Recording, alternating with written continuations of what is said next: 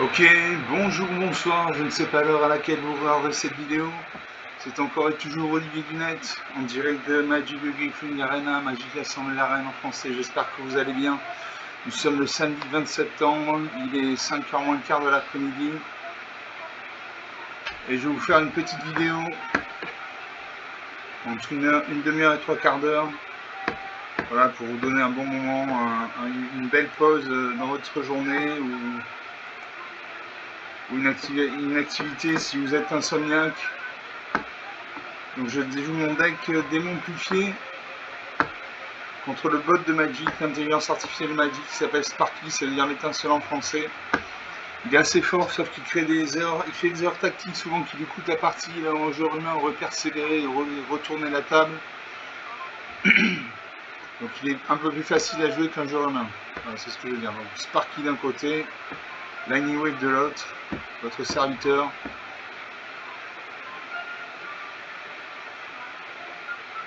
L'adversaire en joue en premier. Alors j'ai 3 marées, donc 3 manas noirs. J'ai Escargot Fongicrane. Pour 2 manas dans au moins un noir, quand cette créature arrive, un adversaire ciblé exile une carte de sa main, une créature à 1. Pour 2 manas dans au moins une noire, toujours j'ai Terreur Réplicatrice. Chaque adversaire sacrifie une créature non jeton de son choix. Pour chaque créature sacrifiée de cette manière, conjurer une réplique de cette carte dans votre cimetière. Pour 3 manas dans moins de 2 noirs, j'ai Dérapage contrôlé, détruire une cible créature véhicule. Et pour 6 manas dans moins de 2 noirs, j'ai Arbitre du Malheur, une 5-4. En tant que coup supplémentaire pour lancer ce sort, sacrifie une créature, elle a le vol. Et quand cette créature arrive, chaque adversaire se défausse d'une carte et perd 2 points de vie. Vous piochez une carte et vous gagnez 2 points de vie. Allez, je garde ces cartes. Je salue mon adversaire même si c'est une machine. Mon adversaire pose une île. Donc il a un deck monocouleur bleu. Il faut savoir que l'intelligence artificielle de Magic, Sparky, n'utilise que des decks monochromes. Donc là c'est du bleu. Le bleu c'est la couleur de la manipulation. C'est la couleur avec laquelle on pioche des cartes. On fait meuler des cartes à son adversaire. C'est-à-dire on fait mettre des cartes de sa bibliothèque dans son cimetière pour diminuer son nombre de cartes. C'est également la couleur où vous avez des cartes typiques qui disent renvoyer cette créature dans la main de son propriétaire, piocher 2 cartes, etc. etc. Là, ça peut une deuxième île. Pour 2 points mana, il invoque la J sous serment, une 1-3. Je pose un deuxième marée.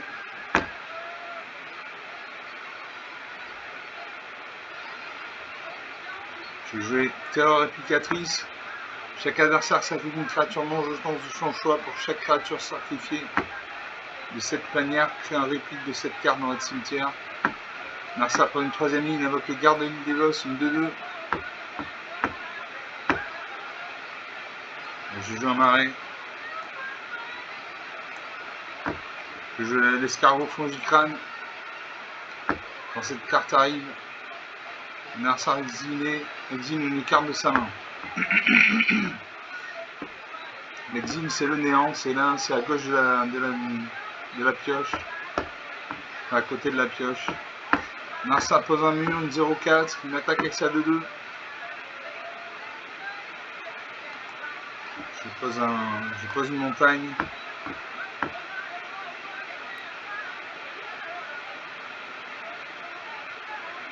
Je joue le dérapage incontrôlé, détruire une cible créature ou véhicule. Ou alors la massacreuse, meurtrière connue, une 4-4.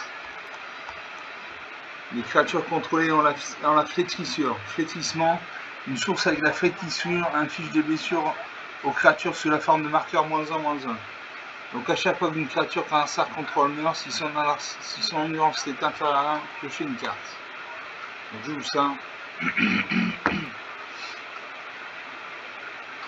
Donc cette créature, sa source inflige des blessures aux attaquants sous la forme de marqueur -1, -1.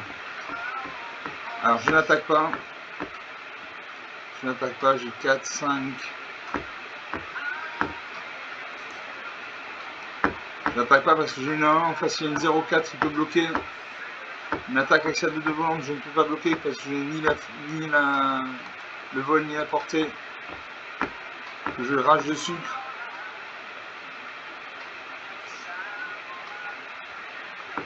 Le dérapage incontrôlé.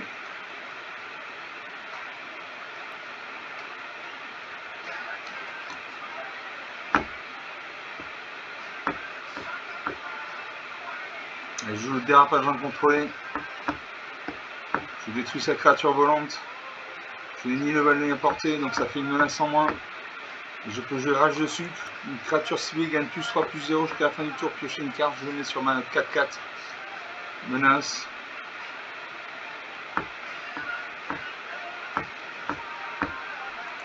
J'attaque à ma 7-4. Elle a la menace, donc elle ne peut être bloquée que par au minimum 2 créatures. Ah, il ne bloque pas. 16 à 13. On a lancé un vocabulaire de son nuage. Une 2-1, il pioche une carte. On invoque le chaman sans roue. Une 2-1. On attaque avec sa 3-2.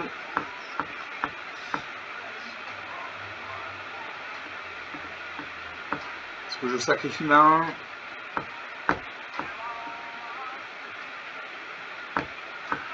Est-ce que je sacrifie ma 1? Allez, je sacrifie ma 1. Tant pis. Non, je sacrifie pas ma 1. J'en ai besoin pour l'arbitre du malheur. Donc je ne bloque pas. 13 partout. Je vais chaparder un arçar ciblé avec sa main. Vous choisissez une carte de mon terrain. Ce joueur se défausse de cette carte.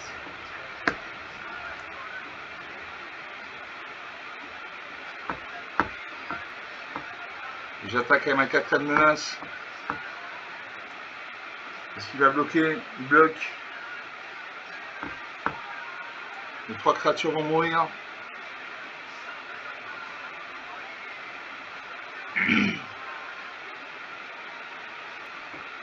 Je pioche un marais, une plaine.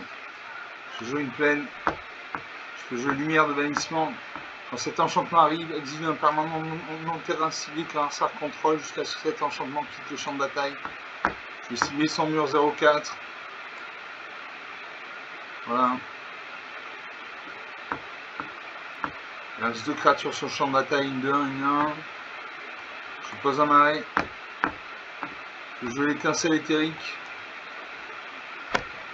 Tant que l'étincelle éthérique est attachée à une créature, l'étincelle éthérique ne peut pas être attaquée.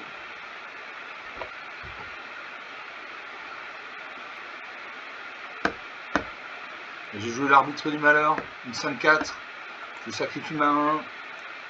Voilà pourquoi je l'ai gardé. J'ai une 5-4 volante.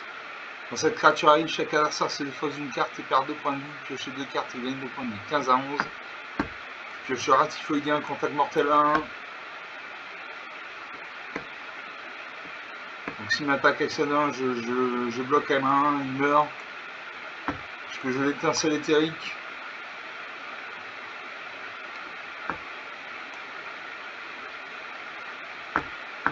Je vais attacher l'étincelle éthérique à une créature. Et je vais mettre un marqueur plus important sur cette créature. Donc je l'attache avec mon arbitre du malheur. On passe de 5-4 à 6-5. J'attaque avec tout. Non, je garde le 1 en réserve. Donc en attaquant 15 à 5, 10 points d'écart. Mon adversaire invoque le goéland Zephyr, une créature involante. À moi.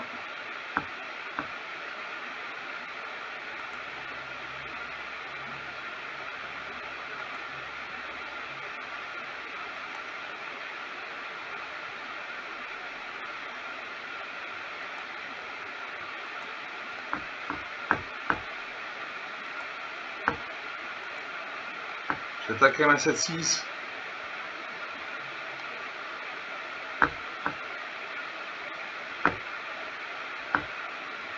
J'attaque à ma 7-6 volante, il peut bloquer avec ça 1, c'est ce qu'il fait. Sa créature meurt. Il attaque avec sa 2-1. Je bloque avec mon tyran ratifoïdien. Sa créature va mourir, ma créature meurt, mais sa créature meurt également. Et là je le finis.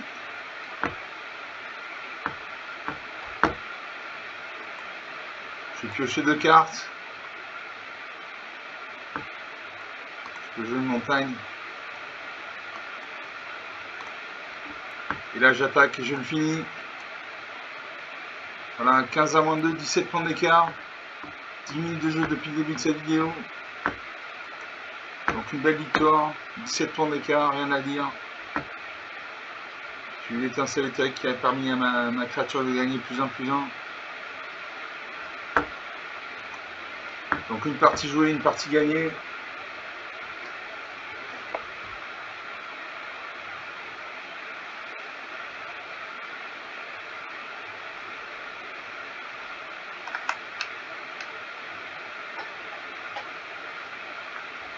On va faire une deuxième partie.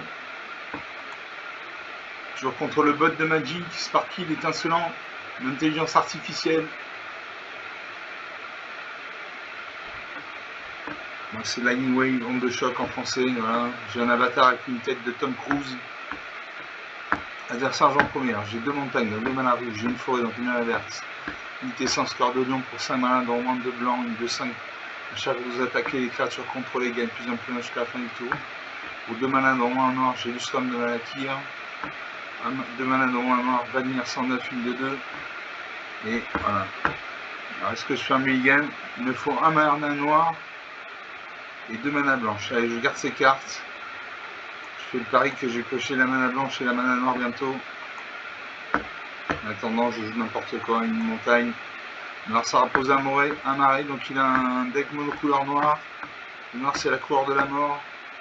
C'est la couleur avec laquelle on perd des points de vie. C'était aussi la couleur qui permet de récupérer des cartes depuis le cimetière. Alors je peux jouer Lustrum de Valakir, une 1. À chaque fois qu'une créature traversera contre le mur, mettez un marqueur plus un de cette créature. Ou Vanir 109, une 2-2. À chaque fois que vous commettez un crime, mettez un marqueur plus un sur Vanir. Cette capacité ne se déclenche qu'une seule fois par tour. Tant que Vanir a au moins 4 marqueurs plus un sur lui, il a la menace et le lien de vie.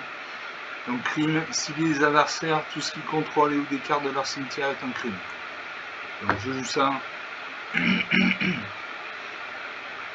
Voilà, ça prend un troisième marée, il invoque les zombies dévastateurs, une 2-2. Il attaque avec ça de 1. Je ne bloque pas. Je pose une plaine. Je joue le Lustrum de Valakir, une 1. À chaque fois qu'une créature traverse armure, mettez un marqueur plus un sur cette créature. J'attaque. S'il va bloquer avec ça de 2, il bloque avec ça de 2. Nos 2 créatures meurent. Moi, Lustrum de Valakir passe de 1 à 2-2. Narsar réinvoque les zombies dévastateurs et m'attaque avec ça de 1. Je bloque avec ma 2-2.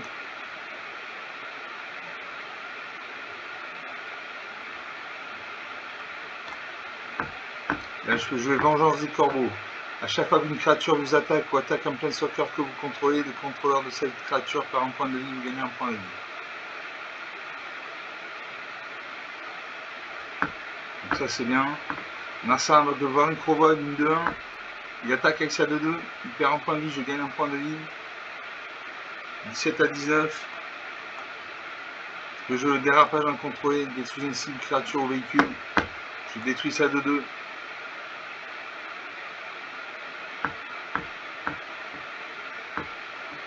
Narsar pendant une 6ème marée, il attaque avec ça de 1.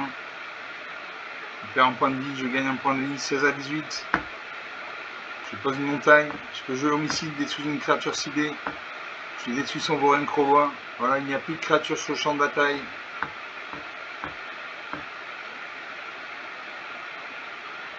Je peux le remettre souillé. Si un adversaire devait gagner les points de vie, ce joueur perd autant de points de vie à la place. Donc, tout ça, ce sont des enchantements très puissants. Et mon adversaire invoque le Lustrum de Valakir lui aussi. Je pose une montagne. Il manque un point de mana blanc ou un point de mana vert. 16 à 17.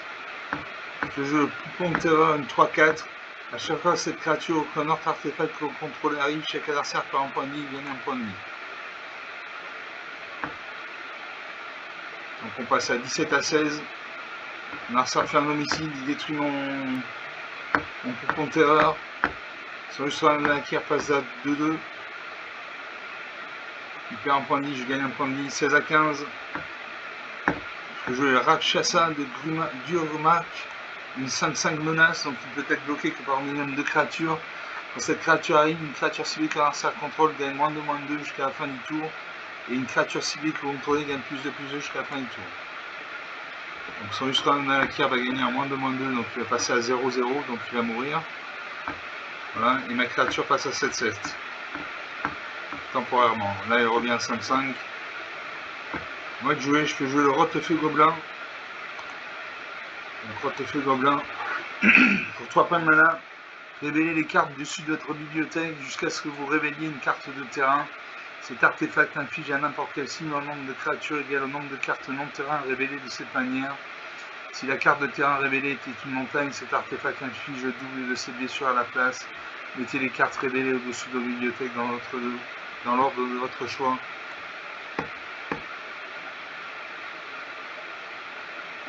J'active Rotefeu Gobelin. Je cible mon adversaire. J'ai révélé une carte dès le départ. Donc je ne fais pas prendre de dégâts. J'attaque à ma 5-5. En face, il n'y a aucune créature. 16-10. L'adversaire invoque à nouveau le Vorin Crovois. Je pose un marais. Je joue à nouveau le Rotefeu Gobelin. Je cible mon adversaire. J'inflige un point de dégâts. 16-6. J'attaque. Il doit bloquer avec son Vorin Crovois. Non, il ne bloque pas. Alors ça, c'est une erreur tactique, par exemple. Un joueur roumain aurait bloqué, moi j'aurais bloqué à sa place. Et voilà. Et il perd la partie. 17-0. 17 minutes de jeu depuis le début de cette vidéo. Bon. Une petite partie sympathique. Il y avait 10 terrains. Vous pouvez invoquer une carte avec un coup d'invocation de 10 points de mana. Bon, donc 2 parties jouées, 2 parties gagnées. C'est plutôt sympathique.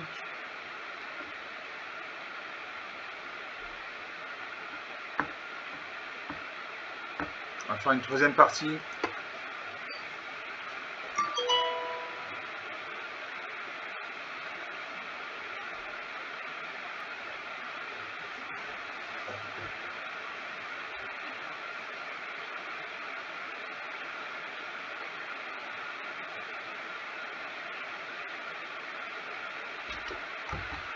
Ok.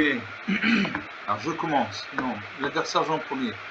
Donc j'ai une plaine, donc une mana blanche, j'ai 2 marais, donc 2 mana noirs, j'ai une montagne, donc 2 mana rouge, j'ai une forêt, donc une mana verte, donc j'ai toutes les couleurs de mana sauf le bleu. Il n'y a pas de carte bleue dans ma bibliothèque. Je vais perdre 7 morts pour 7 points de mana, une créature très puissante, 7-7. Et pour un point de mana noir, j'ai le souffle caustique. Une créature ciblée gagne 23 jusqu'à la fin du tour. Je garde ces cartes. J'ai beaucoup de terrain, j'ai 5 terrains. Donc 5 points de mana. Un sort joue un mur. Je joue un marais. L'adversaire pour une deuxième île, un deck monocouleur blanc, bleu. Il booste sa créature. Moi j'ai joué la mana rouge parce que Gladiolus Amicitiaire nécessite un point de mana rouge. Suivant.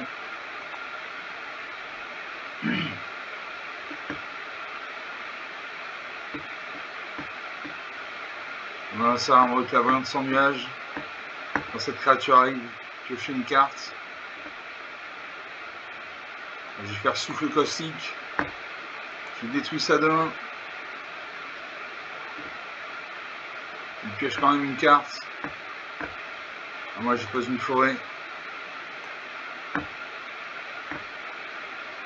Alors ça invoque le céphaloprophète 3-3. Il y aura les 2 cartes de sa bibliothèque. Il en met une dessus, une dessous. Je pose un marais. Et je peux jouer le vestige anti-causal. Vous pouvez lancer cette carte depuis votre main pour son coup d'hyperespace. Exilez-la au début de la prochaine étape de fin, puis vous pouvez la lancer depuis l'exil pendant un autre tour. Quand cette créature quitte le champ de bataille, piochez une carte.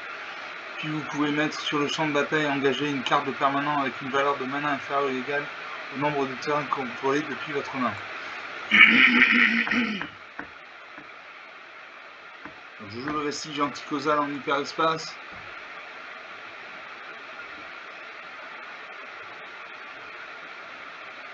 Je vais piocher une carte.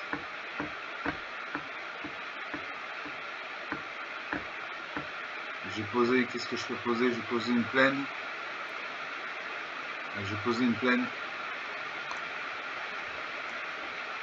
Alors, je joue la ronde sématique. Une plaine. Voilà, une plaine. C'est 5 terrains. Narsa m'attaque, 17 à 20. Je pose un marais.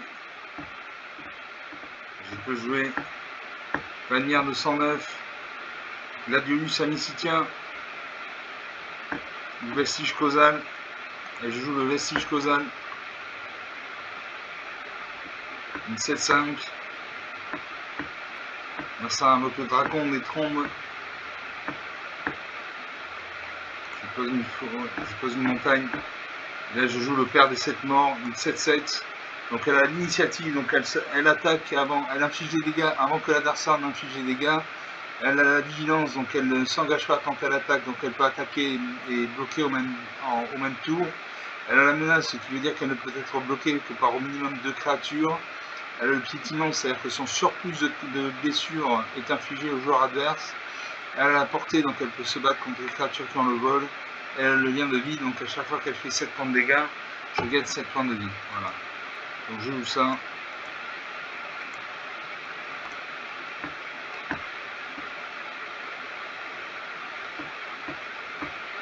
Et j'attaque à ma 7-5. Est-ce qu'il va bloquer? Il bloque, oui.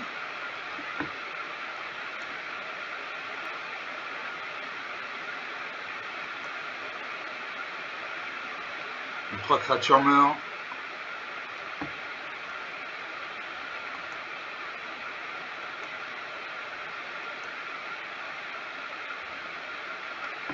Je mets sur le champ de bataille la croisée d'Odoric. Donc Gladiolus amicitia. Je cherchais une carte de terrain dans ma bibliothèque.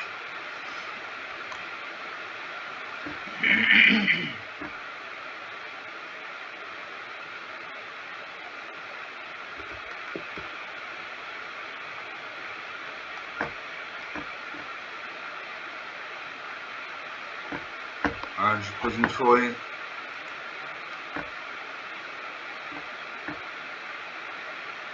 J'ai 3 et 3, 6, j'ai 8 points de mana.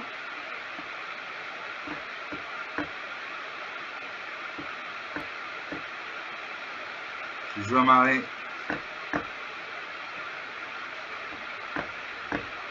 Je peux jouer le cauchemar, une créature volante 4-4. La force et l'ambiance du cheval de cauchemar sont chacune égales au nombre de marais que vous contrôlez. Donc c'est une 4-4. Je peux jouer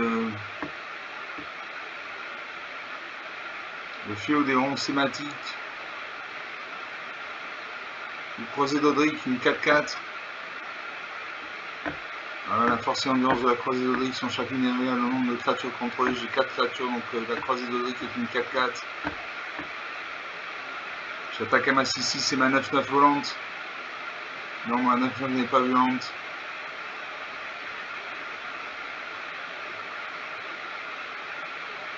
Et on voit 2 de mes cartes dans ma main. 17 à 11. Je pose une plaine. Je rejoue Gladiolus amicitien. Je cherchais dans la bibliothèque une carte de terrain.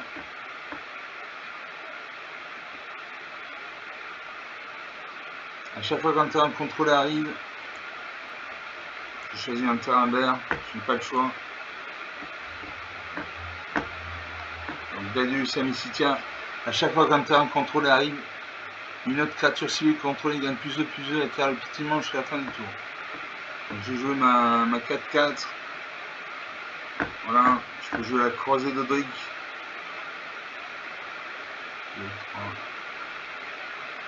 Je joue le fléau des ronds sématiques.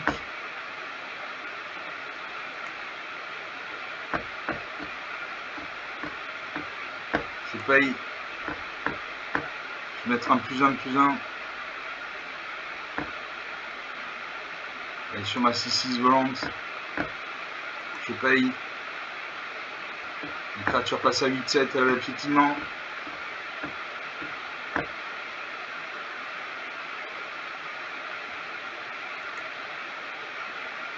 J'attaque avec mes 2 créatures actives. Il ne bloque pas.